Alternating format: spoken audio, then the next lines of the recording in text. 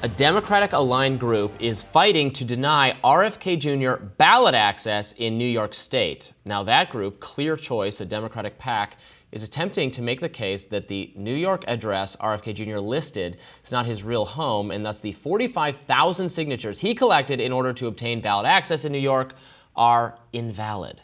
RFK Jr. is struggling to stay on the ballot in New York, but it seems all anyone can talk about is the bear he dumped in Central Park a decade ago. Kennedy, who says he found the cub roadside and put it in the park as a prank, seemed to understand the story wasn't going to go over well in the media. The news and Kennedy's video reaction to it overshadowed his court case that began Monday in Albany. There, a group of voters tried to remove him from the ballot, arguing Kennedy falsely claimed to live in New York.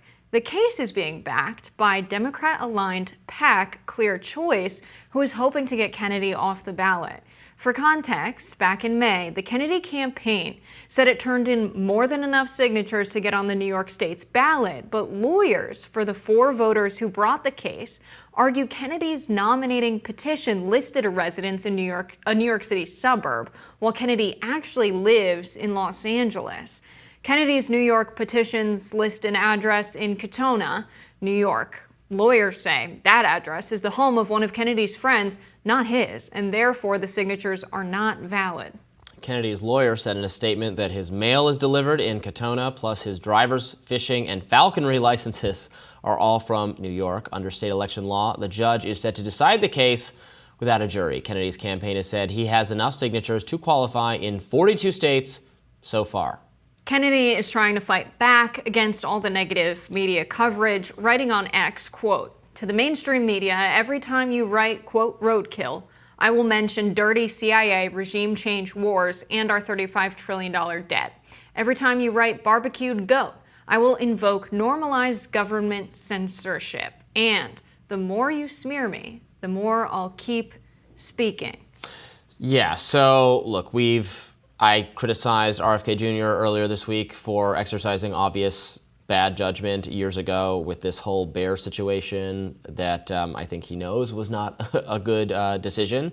But that is neither here nor there in terms of him being denied ballot access. Let's be very clear about what's happening here.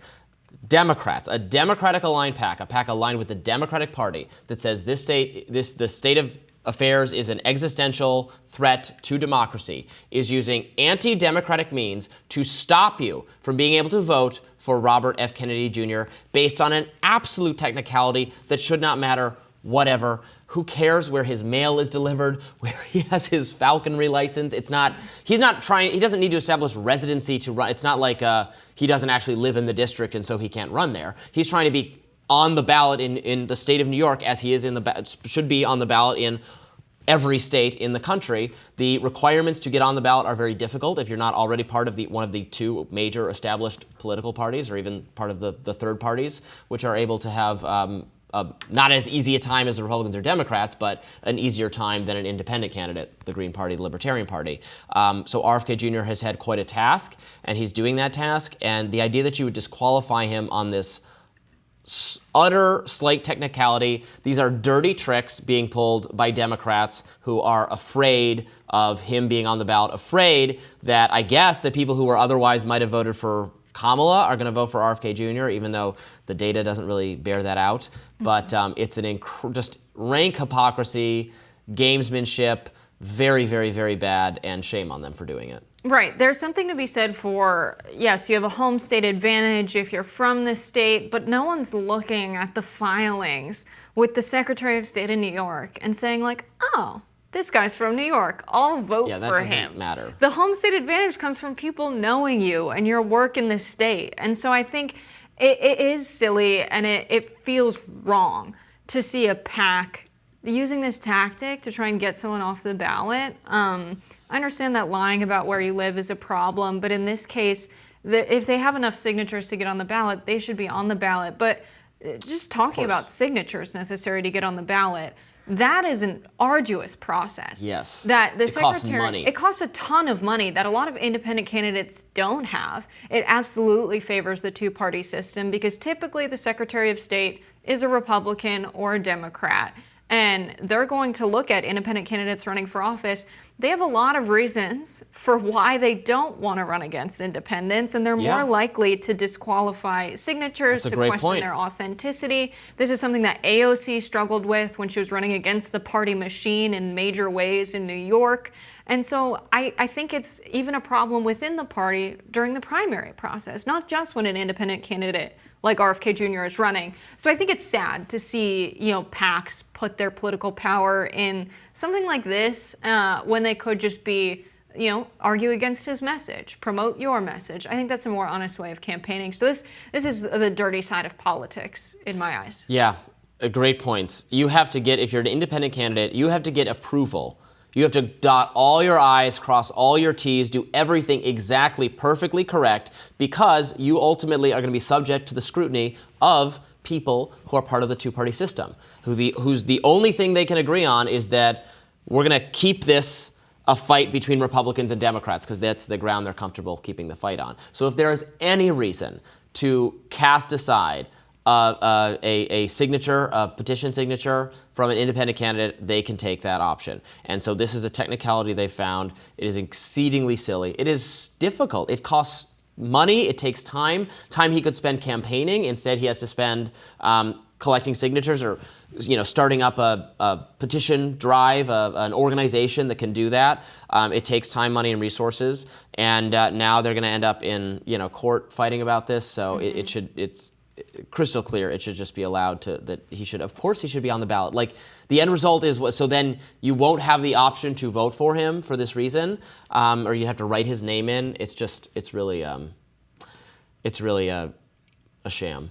Yeah, I think that other things that rhyme with am. Yeah, there should be a process for getting on the ballot that requires some indication there is support that people want to vote for you in the state, right? Mm-hmm. We can't just let anyone who wants to run for office get their name on the ticket, and then we spend so much money printing these very long ballots that look like looks like a CVS receipt. Oh, so I think that, we don't want it to look like a CVS receipt. Although we should default. I think it should default to being. It doesn't need to be thousands of signatures. Right. Yeah. Right.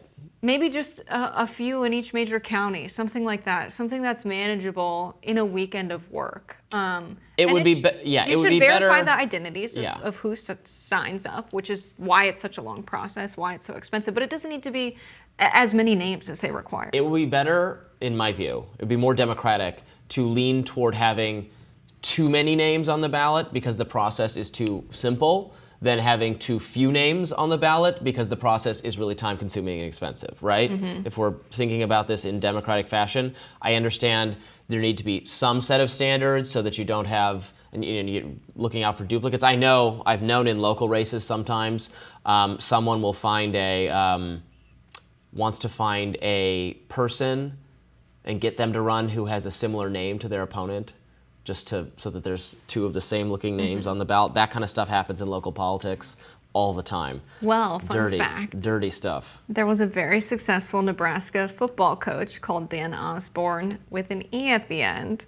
And there is a chance people vote for Dan believing he was that very winning Nebraska football coach, which is a very funny advantage that Dan Osborne has in Nebraska. I don't think that will credit his winning. Who we interviewed, by the way, today on Rising, very an upcoming segment that we've released today. Please check that interview out. But I want to also mention, in the state of New York, I lived in New York for a few years. It's the state where I first turned 18 where I was living. The way their ballots are organized is by party. There's like columns for each party. There's a working families sort of line, and a lot of people sort of vote down the line. And if you're not with any of the major parties in New York, you don't get that same amount of prominence on the ticket. So where you're positioned in the ballot, there's some research that shows it matters. And I think it's a little bit weird that it's a part of our democracy that the more you invest in the political process, the more prominent you can be on a ballot. And I just don't like when there's that trade-off of money into the electoral process. I don't know, we could say, the political and industrial system or what have you, but I think we spend way too much money on elections and politics, and the fact that you have to invest more to have a more favorable position is just a little bit icky to me. And so RFK Jr. should be on the ballot. He's a weird guy.